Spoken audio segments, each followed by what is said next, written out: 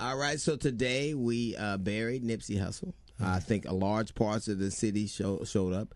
I think what was particularly telling is that you didn't have to be a fan of his music to be a fan of his humanity. Yes. Like you could never have had to heard one of his songs to hear his psalms.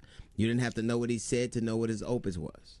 And I think that it's very rare that somebody so young and from such a divergent background impacts a city so large. Wow. 25 miles is stretched, and people from all walks of life. Now, there are going to be many people who will never remember his music, but they will always remember his work. Superman didn't have a lot of room. He changed in a phone booth. And sometimes heroes comes in forms that you're not familiar with. Sometimes they don't wear a white hat. Sometimes their wings are dirty, and their wings are dirty because they've been through smoke.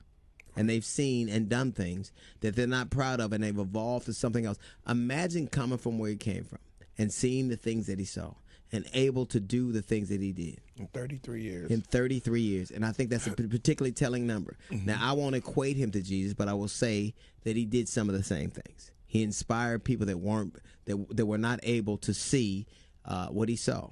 You know, to invent the telephone, you have to talk to people that weren't even there. And I think that he did that for a large city that was lost. And he is one of ours. And I'm immensely sad that he will not get to spend time with his family.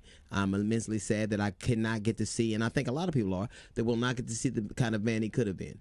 But oh, what a delight to have had. Yes. You do not have to know him to know him. You don't have to know him to understand who he was. He is who we'd all like to be.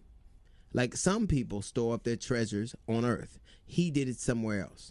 Now, I can't say what you believe in. I can't say that you believe that you're going here or there. I can say this. Wouldn't it be nice if all of us at one point in our life mattered as much as he did?